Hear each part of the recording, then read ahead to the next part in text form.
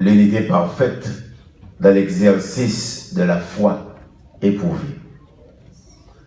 L'unité parfaite dans l'exercice de la foi éprouvée.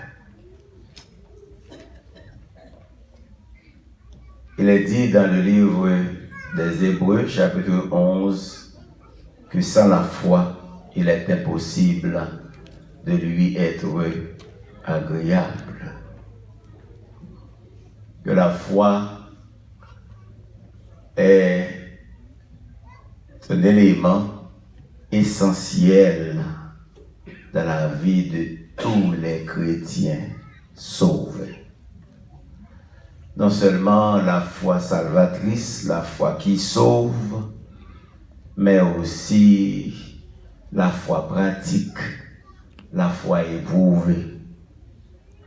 Il y a quelqu'un qui a dit, la foi qui n'est pas testée n'est pas la vraie foi. La foi qui n'est pas éprouvée n'est pas encore la vraie foi.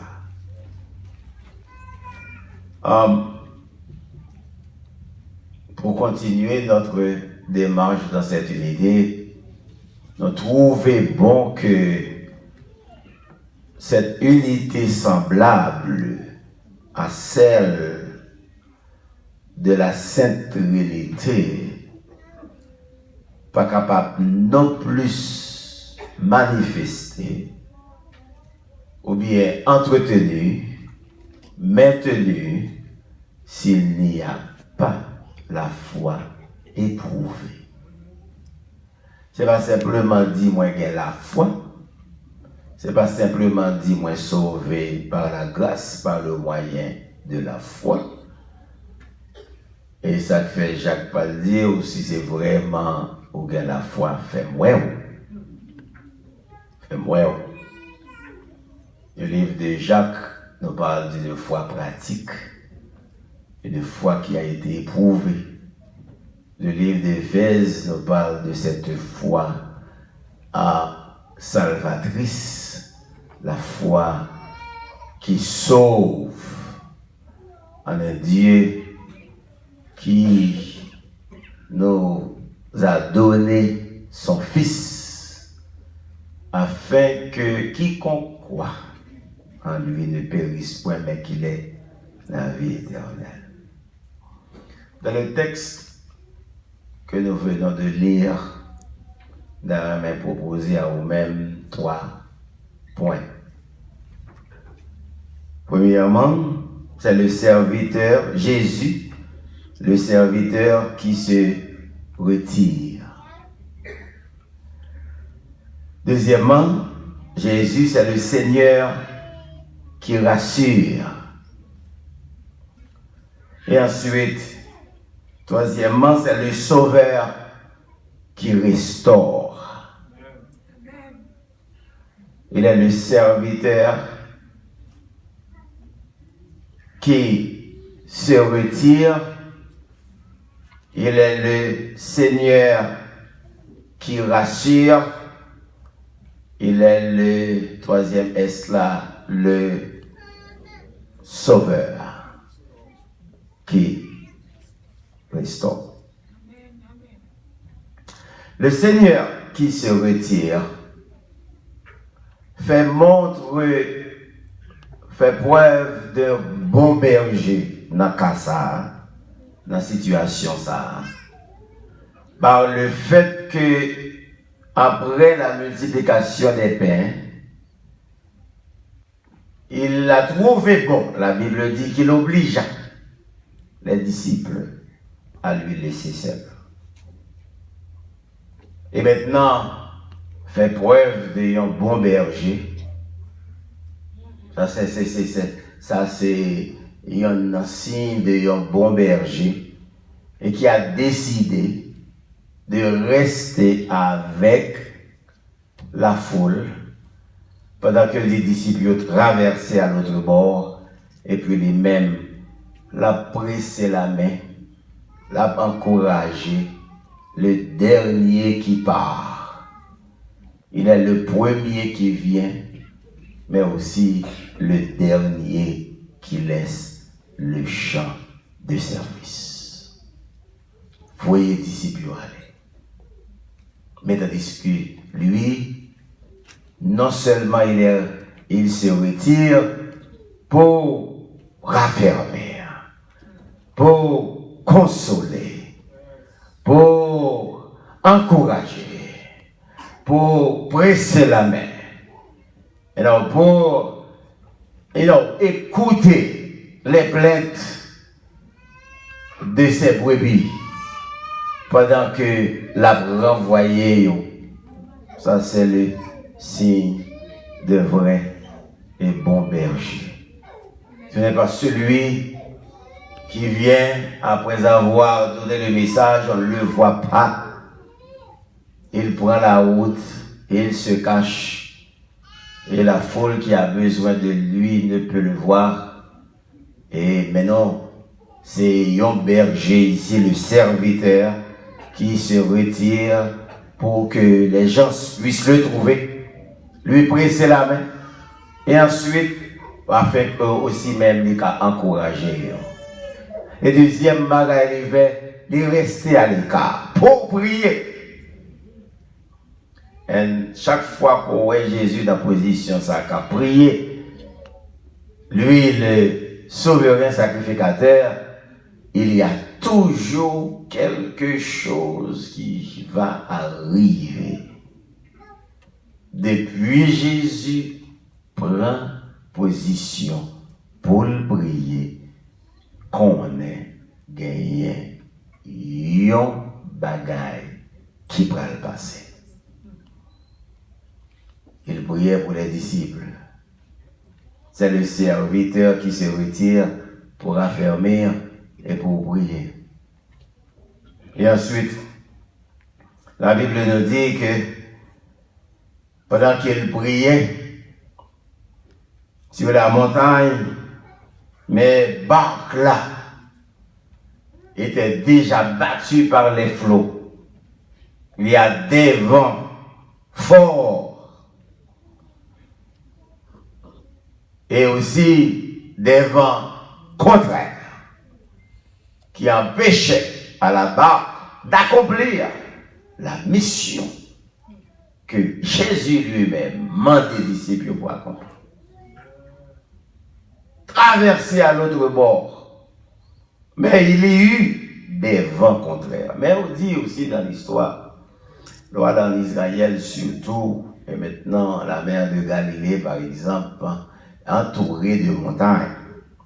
On dit souvent qu'il y a de ces vents que yo passé sur cette montagne, yo plongé en bas dans la mer. La mer entourée de montagnes, il est difficile pour vent sortir.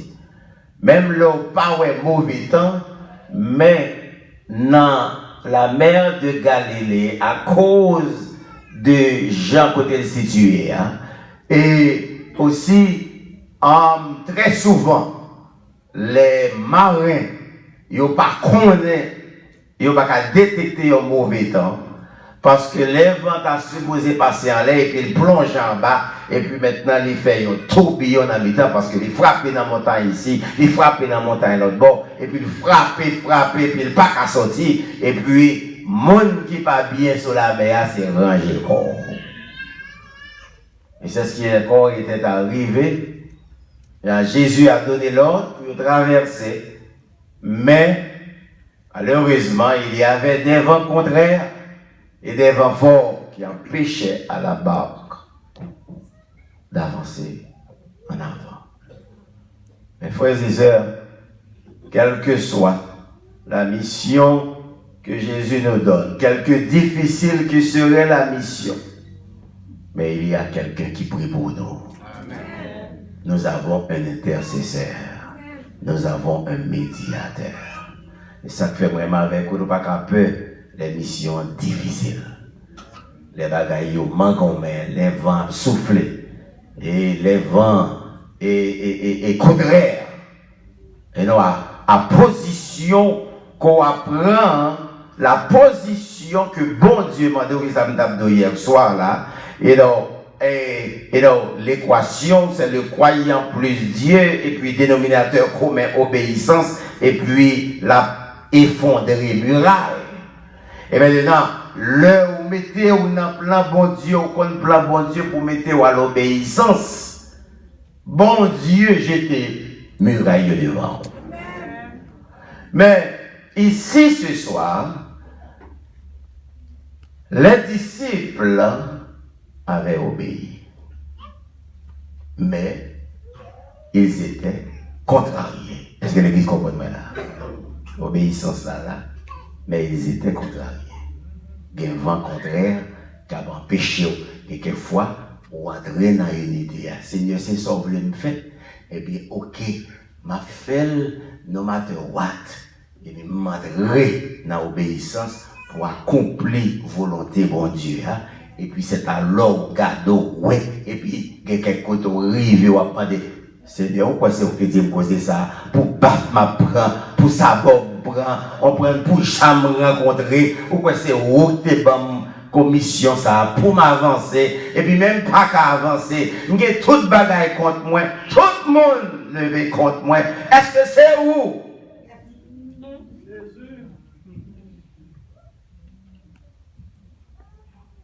Oui, les messages se relient entre eux.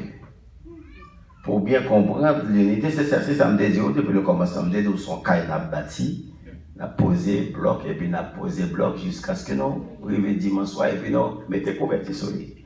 De façon pour capable, pour être en gros, ça crée l'unité chrétienne sainte, unité ecclésiale, transcendante.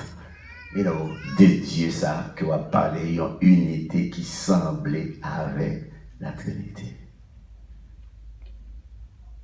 Et ensuite, il y a une autre observation que nous faisons dans le texte là. On va aller loin après dans le texte là. Parce que nous allons parcourir dans toute la Bible là. Le texte is there. Il y a une autre observation. C'est que la barque non seulement était battue par les flots, mais pendant ce temps, Jésus priait. Et la Bible nous dit qu'à la 4e veille de la nuit, c'est là que Jésus décidé pour l'aller côté. Il y a un problème là. Il y a une situation, il y a un tracas à traverser. 4e veille de la nuit. Do you know what does that mean? Les Romains avaient 4 veilles de 3 heures de temps. Maintenant, si Jésus renvoyait pour traverser à l'autre bord, pendant que la renvoyait la foule, ce devait être au commencement de la première veille qui a commencé à 6h p.m. Est-ce que l'église comprend là? 6h p.m. à 9h p.m. c'est la première veille. 9h p.m. à minuit c'est la deuxième veille. De minuit à 3h c'est la troisième veille. Et jusqu'à maintenant, Jésus n'a pas décidé pour les hommes. Mais tandis que les disciples luttaient contre le vent, et puis il y a ramé, il pas ramé, et puis il y a combat le vent, et puis il y en a combat. Mais Jésus était sur le montagne, l'a prié, et puis il quittait la tête chargée, et puis il n'a pas essayé de faire rien, mais la fait un bagage qui est plus important, c'est que l'a interpellé grâce miséricorde pour ne pas sombrer dans mes temps problème. Est-ce que l'église comprend?